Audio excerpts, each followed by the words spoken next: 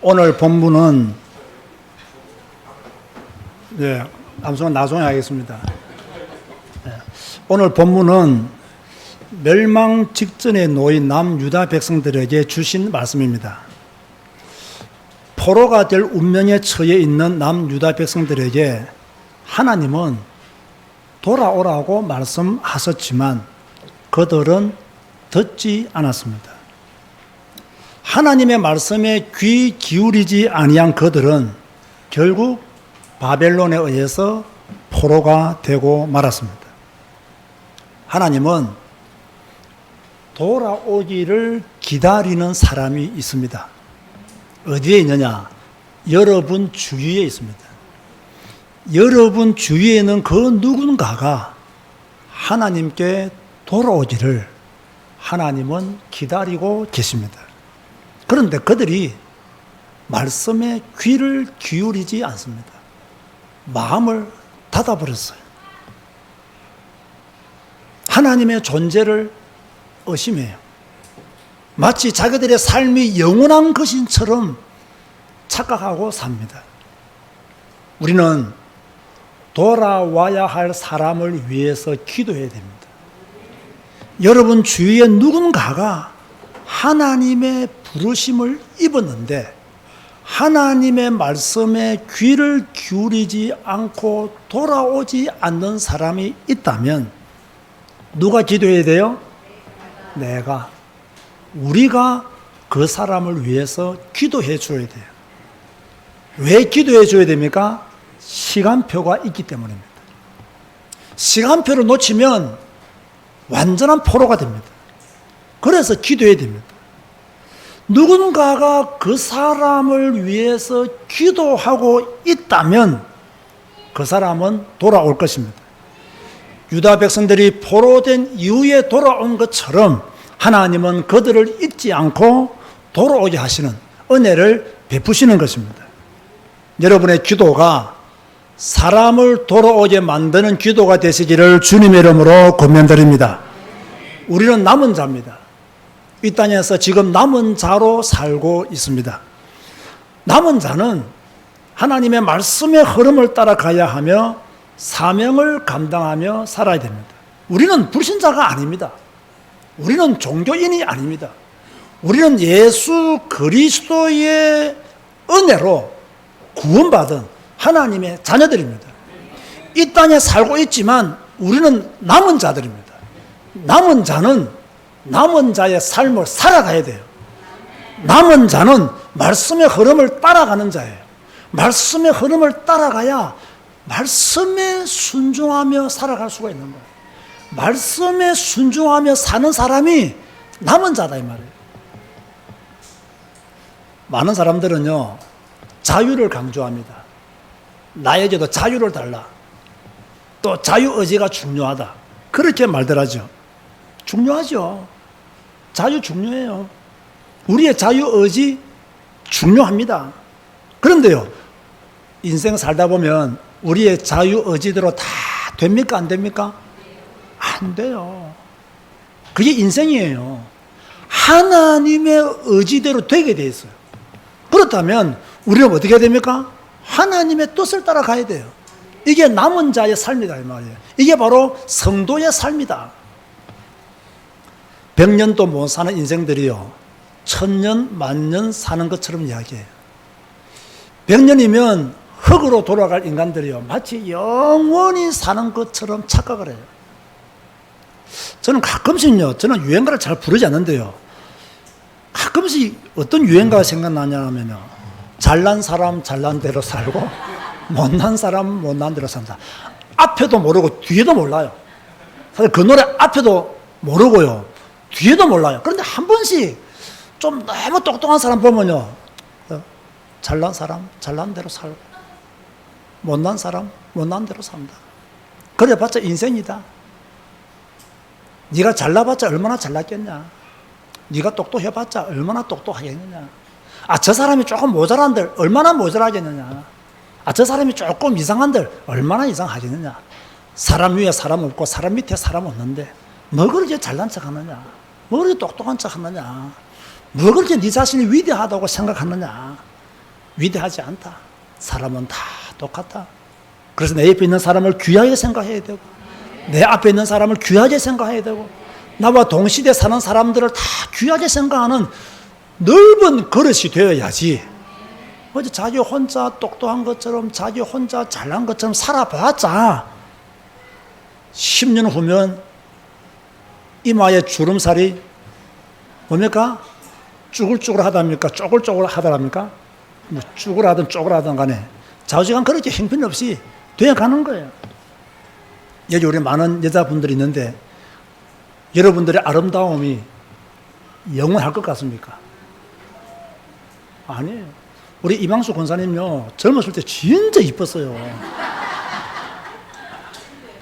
지금도 이쁘지만 그때를 알고 있는 나는요, 그때 정말 이뻤었는데 마산에서 제일 이쁘신 분이었거든요. 지금 보면 세월의 흔적을 이길 수 있어요, 없어요? 이길 수 없는 거예요. 제가 이번에 자폐치유 캠프 강의를 갔더니 많은 분들이 저보고 듣기 좋으라고요. 최 목사님은 옛날이나 지금이나 똑같습니까? 이렇게 말을 해주더라고요. 이 말에 속으면 내가 어리석은 사람이에요. 그 말에 속는 사람이 그 사람이 머리가 모자라는 사람이에요. 그냥 듣기 좋으라고 그렇게 하는 말들이에요. 사람은요, 영원하지 않습니다. 인생은 영원하지 않습니다. 그래서 성도는 하늘나라 소망을 품고 살아야 돼요. 이 땅에서 천국에 대한 소망을 가지고 살아야 돼요. 그 사람이 진정 행복한 사람이라 그렇게 말씀을 드릴 수가 있는 거죠. 오늘 본문은 우리의 미래와 밀접한 관계가 있는 말씀입니다. 저주를 받을 자가 누구냐? 어떤 사람이 저주를 받느냐? 인생을 살면서 저주를 받으면 돼야 안 돼요? 안 되잖아요. 인생을 살면서 저주받으면 안 돼요. 그런데 저주받는 인생이 있다는 거예요. 그럼 누가 저주를 받느냐? 오늘 5절 말씀 보시기 바랍니다. 여호와께서 이와 같이 말씀하시니라. 무릇 사람을 믿으며 육신으로 그의 힘을 삼고 마음이 여호와에게서 떠난 그 사람은 저주를 받을 것이라. 자, 세 종류의 사람은 저주를 받습니다. 첫 번째 뭐죠? 사람을 믿는 사람. 두 번째는 육신으로 그의 힘을 삼는 사람. 세 번째는 마음이 여호와에게서 떠난 사람은 저주를 받는다. 이것은요, 저의 말이 아니에요. 예레미야 17장 5절에 기록되어 있는 하나님의 말씀이에요. 이 말씀은 성취됩니다. 어떤 사람이 저주를 받느냐? 사람을 믿는 사람. 어떤 사람이 저주를 받느냐? 육신으로 그의 힘을 삼는 사람. 어떤 사람이 저주를 받느냐? 마음이 여호와에게서 떠난 사람은 무엇을 받는다? 저주를 받는다. 그렇게 말씀하고 있어요. 자, 우리가 늘 누구한테 당합니까? 사람한테 당합니다. 사람한테 속습니다. 사람한테 사기당합니다. 그런데 또 누구를 믿어요? 사람을 믿어요. 그러다가 완전한 저주 가운데 빠지는 거죠. 여러분은 이 땅에 살면서 사람 믿지 마시기 바랍니다. 그렇다고 해서 사람을 터부시 여기라 그 말은 아닙니다. 그죠? 그 사람에게 올인하지 말라는 이야기예요. 육신으로 힘을 삼는 자도 저주를 받는데요, 세상의 것은요 영원하지 않습니다. 저는 우리나라 대통령들을 보면요, 참 세상의 힘은 영원하지 않다 단번에 알 수 있어요. 세상의 힘은요 영원하지 않아요. 그 대통령이 앉았을 때는 모든 권력을 다 가진 것처럼 행세하죠. 임기 마치면요 바로 감옥 갈 준비해야 됩니다. 이게 우리나라의 이게 참 안 좋은 역사지만 현실이에요. 임기 마치면 꼴랑 5년 대통령 하다가 뭡니까? 다 감옥 갑니다. 얼마나 비참합니까? 그 권력이 힘이 되는 것처럼 보이지만 그 힘 때문에 뭐가 임해버렸어요? 재앙이 임해버렸단 말이에요. 그런가 하면 마음이 여호와에게서 떠난 사람은 저주를 받는다 했어요.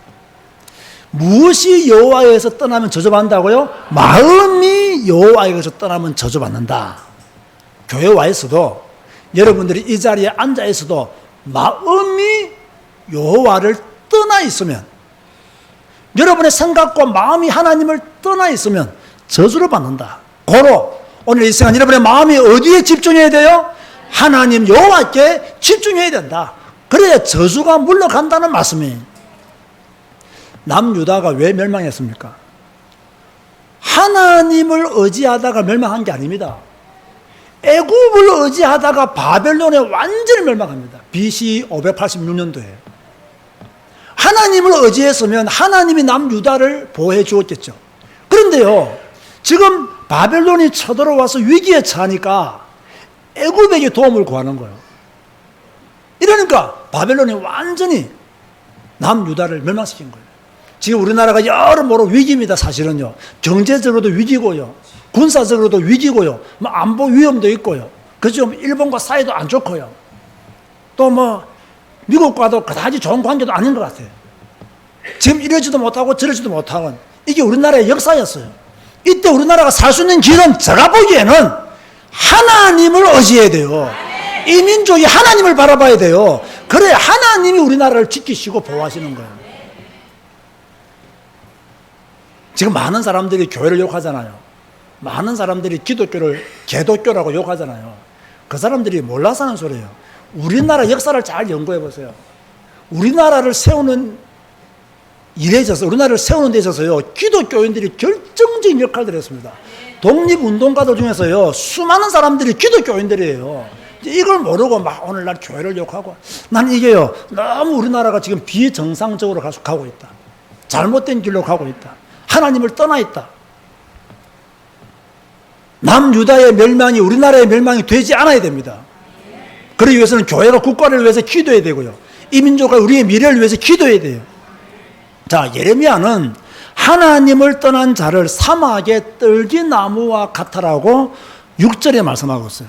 그는 사막의 떨기나무 같아서, 누가요? 하나님을 떠난 자는 사막의 떨기나무 같아. 좋은 일이 오는 것을 보지 못하고, 떨기나무에게는 좋은 일이 오는 것을 보지 못하고, 광야 간조한 땅, 건조한 땅, 사람이 살지 않는 땅에 살리라.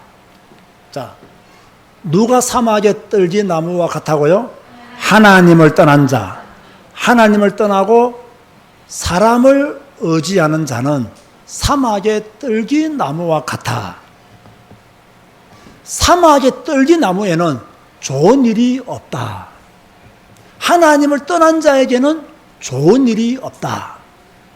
사막의 떨기나무는 간조한 땅, 건건한 땅, 사람이 살지 않은 땅이 있다. 하나님을 떠난 자는 간조한 땅, 건건한 땅, 사람이 살지 않는 그 땅에서 외롭게 살게 될 것이다. 그 뜻이에요, 바로.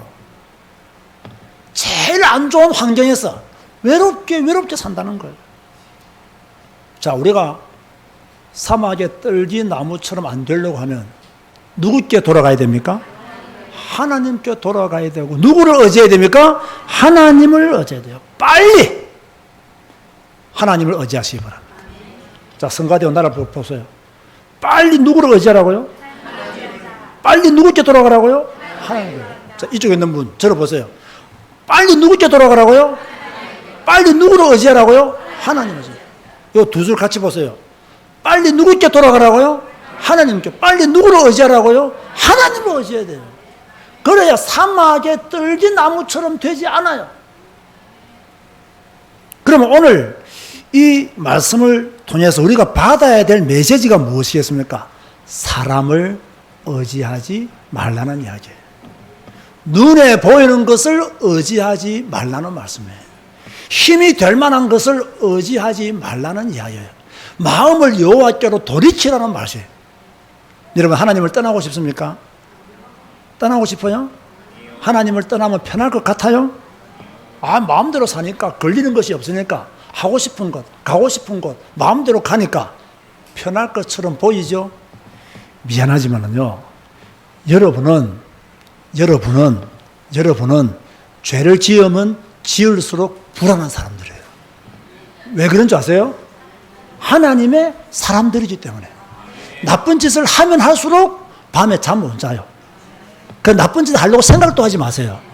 불신자들은 양심에 걸림이 없으면요, 나쁜 짓 마음대로 하잖아요. 요즘은 보세요. 뭐 한강에서 뭐 시체가 발견되어지고, 뭐 아내가 남편 죽이고 애 죽이고, 무서워요, 진짜요.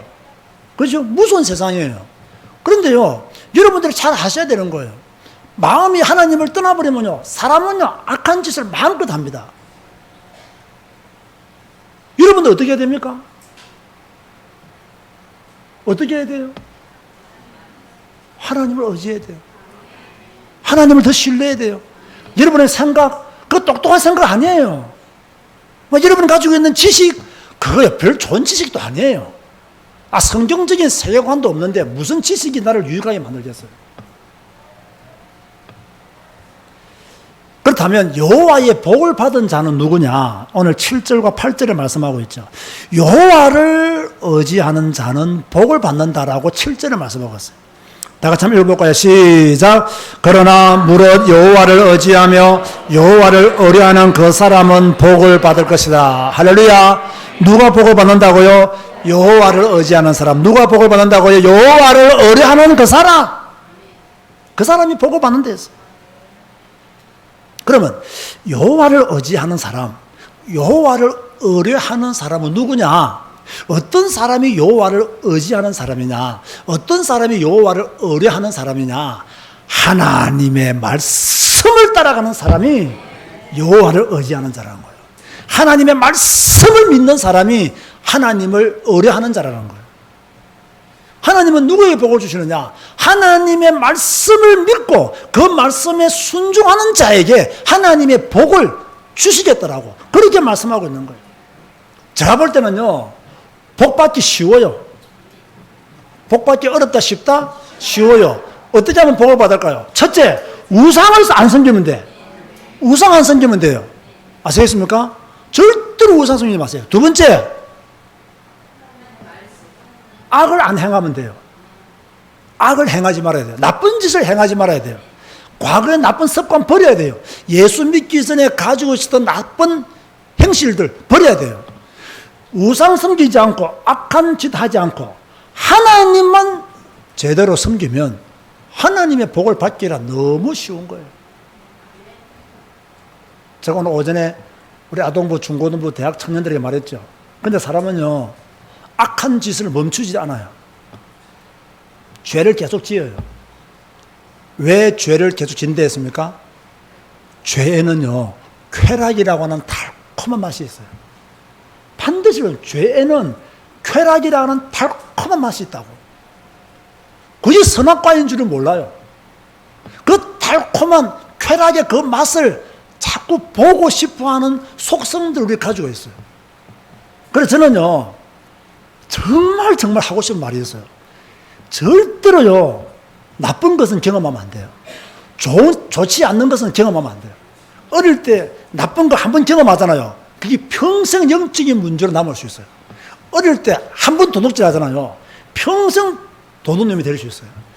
어릴 때 한 번 큰 거짓말 시키잖아요. 살아가면서 계속 큰 거짓말 시킵니다. 그래서 어릴 때요, 올바른 행실로 바르게 성장하는 것이 굉장히 중요한 거예요. 여러분들은 쾌락을 위해서 살지 마시기 바랍니다. 그런가 하면 여호와를 의뢰하는 자는 복을 받을 수밖에 없는 이유가 있습니다. 8절 말씀 보세요. 그는 물가에 심어진 나무가 그 뿌리를 강변에 뻗치고 더위가 올지라도 두려워하지 아니하며 그 잎이 청정하며 가무는 해에도 걱정이 없고 결실이 거치지 아니함 같으니라. 자, 요 말씀은 해석이 굉장히 중요해요. 우리가 다 알잖아요. 뿌리가 강변에 있으면 가뭄이 와도 견딜 수 있잖아요. 잎이 청정하잖아요. 때를 따라 열매를 맺겠죠. 그러면 누가 물가에 심은 나무냐 이 말이에요. 어떤 성도가 물가에 심겨진 나무냐 말이에요. 그걸 여러분이 아셔야 돼요. 어떤 성도가 물가에 심겨진 나무며 이 성도는 왜 잎이 청정하며 가뭄이 와도 괜찮고 때를 따라 열매를 맺느냐? 이 비밀을 알아야 돼요. 아까 제가 말했죠. 하나님을 의지하는 자가 누구냐? 하나님을 의뢰하는 자가 누구냐? 하나님의 말씀을 따라가는 사람. 하나님의 말씀을 믿는 자가 하나님을 의지하는 자다. 하나님을 의뢰하는 자다. 여기서 물가에 심겨진 나무라는 것은요, 하나님의 말씀을 붙잡고 있는 성도. 그 성도가 물가에 심겨진 나무예요. 이건 굉장히 중요합니다. 물가에 심겨진 나무는 더위가 와도 괜찮아요. 가뭄이 와도 괜찮아요. 말씀을 붙잡고 있는 성도는요, 어려운 일이 와도 괜찮아요. 힘든 일이 와도 괜찮아요. 고난의 문제가 와도 괜찮아요. 왜? 말씀으로 고난의 문제를 이기고, 말씀으로 시험도 이기고, 말씀으로 어려움도 헤쳐나간다는 거예요. 그래서 잎이 청정해질 것이고, 그래서 열매 맺는 성도가 될 것이다. 자, 우리가 보세요. 여러분 다 들어보세요. 우리가 신앙생활 하다 보면, 영적인 생활 하다 보면 이렇게 굴곡이 있습니까? 없습니까? 여러분, 산이 높을수록 계곡이 깊어요? 안 깊어요? 깊어요. 우리가 신앙생활 하다 보면요, 산 꼭대기에 올라가 있을 때도 있지만, 저 아골골짜기에 들어갈 때도 있어요? 없어요? 있어요. 좋을 때도 있지만 힘들 때도 있어요. 그게 인생이에요. 인생은 늘 위에서 머물 수가 없어요. 인생은 위에 머물다가 밑으로 내려왔다가 밑에 좀 있다가 올라오기도 하고, 그게 인생이에요. 이걸 즐겨야 돼요. 저도 지금까지 살면서 늘 나는 지금도 내가 위에 있다고 생각하지 않아요. 중간쯤 있어요. 중간쯤. 그런데 밑으로, 이 중간에서 위에도 한번 못 올라가 보고 계속 지금 밑으로 내려갔다가 올라왔다가 밑으로 내려갔다가 올라왔다가, 교회가 조금 부흥하려면 조금 또 이상한 일이 생겨가지고 또 깔아앉았다가, 이런 일이 막 30년 동안 계속하는 것 같아요. 그래도요, 괜찮아요. 왜 내가 흔들림 없이 지금까지 왔느냐? 말씀 딱 붙잡고. 어려움이 오면 말씀 가운데 힘을 얻어버리는 거예요. 힘든 일이 오면 말씀 붙잡고 응답받아 버리는 거예요. 고난의 문제가 오면 말씀 붙잡고 잎이 청정해져 버리는 거예요. 할렐루야. 이 비밀을 성도들이 가져야 된다고. 이 비밀이 없으니까 조금만 어려운 일만 생기면 끙끙끙끙끙끙 못 살겠다고 죽겠다고 하면서, 하나님이 나한테만 왜 이러는지 모르겠다면서 이상한 짓을 하니까 그렇지. 그럴 필요가 없어요. 그럴 필요가 없어요. 매일 성경 읽는 성도는 물가에 심겨진 나무와 같은 성도입니다. 매일 그 말씀 읽고, 시험이 와도 말씀 읽고, 문제가 와도 말씀 읽고, 고난이 와도 말씀을 통해서 힘을 얻고 잎이 청정해지는 그러한 축복 속에 있는 여러분 되시기를 주님의 이름으로 축원드립니다. 그런데요, 무서운 말씀도 있습니다. 하나님은 보응하시는 하나님이라고 9절에서 11절에 말씀하고 있습니다. 그러면 하나님은 무엇을 보시고 보응하시느냐? 9절 말씀해 보세요. 무엇을 보시고 보응하시는지 답이 나와요. 만물보다 거짓되고 심히 부패한 것은 마음이라 누가 너희 이를 알리오마는. 자, 인간의 마음을 아는 자가 있을까요? 없을까요? 없어요. 여러분의 배우자의 마음을 다 압니까? 모릅니까? 몰라요. 진짜 몰라요. 나는 우리 집사람이 무슨 생각을 가지고 사는지를 모르겠어요. 정말로요. 깊고 깊어서 그 오묘함을 내가 다 헤아릴 수가 없어요. 그렇죠? 그래서 헤아리려고 생각도 하지 않아요. 왜? 성경에 누가 너희 이를 알리오마는, 마음을 누가 알겠나 이 말이에요. 여러분, 심리학자들이요, 막 인간의 마음을 다 아는 것처럼 말을 해요. 모릅니다. 지 마음도 지가 몰라. 솔직히 말해서요. 그런데요, 하나님은 인간의 마음을 어떻게 정의하시느냐? 만물보다 거짓되고 심히 부패하다. 솔직히 제가 양심적으로 말하면요, 저도 거짓되고 부패해요. 내가 내 마음을 바라보면 너무나 거짓되고 부패해요. 이 거짓되고 부패한 마음을 조금 살려보려고요, 열심히 성경 읽고 있는 거예요. 인간의 마음에는요, 악이 가득해요. 저도 마음에 악이 가득해요. 그래서 참 제가 욕하는 걸 좀 치유받고 싶어도요, 치유가 안 돼요. 급한 일만 생기면 욕부터 해요. 참 목사의 수준이 너무 낮은 거죠. 이 목사의 수준이라면 누가 한다고 저 땅 때려도 예수는 그리스도십니다 이래 돼야 되는데, 나는 땅 때리면 막 한 대 그냥 더 크게 집하고 싶어요. 그냥.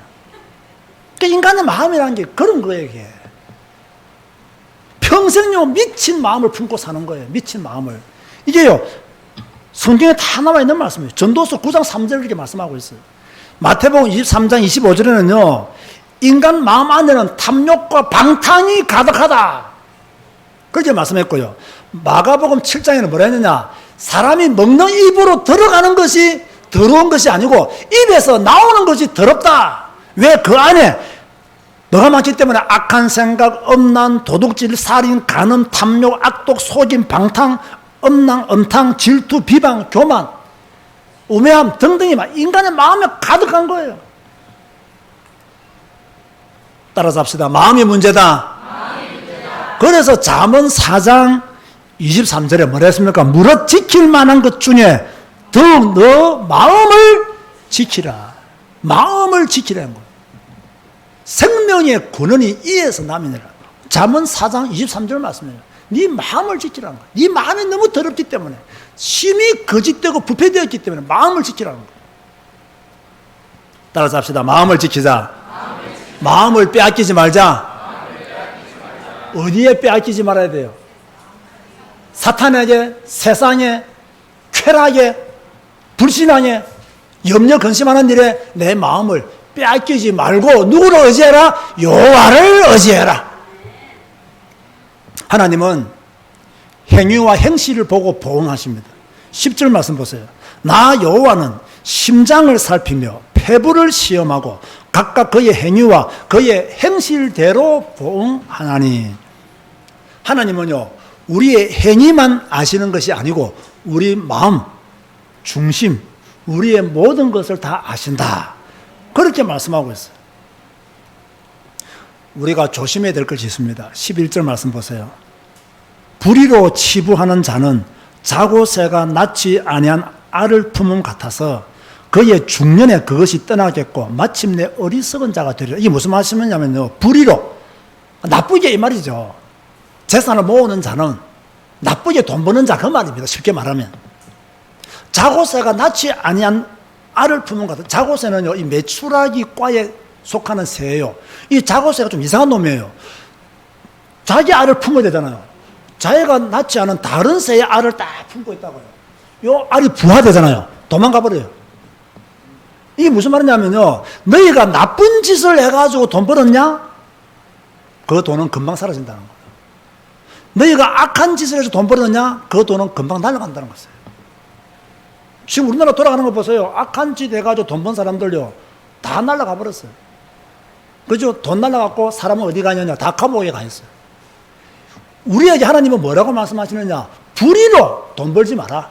나쁜 짓에서 돈 벌지 마라. 악한 짓에서 돈 벌지 마라.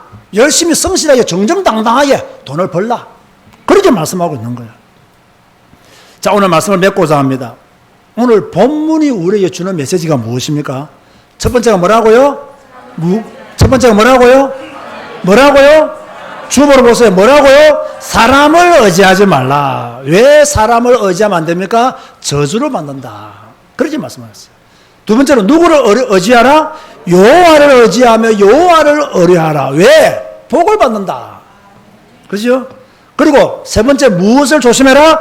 거짓되고 부패한 마음을 새롭게 해라. 성경 읽으시기 바랍니다. 성경 읽으시기 바랍니다. 거짓되고 부패한 마음을 새롭게 하는 최고의 방법은 매일매일 꾸준히 조금씩 성경 읽는 것입니다. 이거 외에는 거짓되고 부패한 마음을 새롭게 할 수가 없습니다. 이번 한 주간 사람 의지하지 말고 하나님 의지하고 사시기를 바랍니다. 이번 한 주간 거짓되고 부패한 마음을 복음으로, 말씀으로, 그리스도의 능력으로 새롭게 하며 사시기를 주 예수 그리스도 이름으로 축원드립니다. 기도하시겠습니다. 주님 감사합니다. 오늘 복과 화의 기준을 우리에게 제시해 주셨습니다.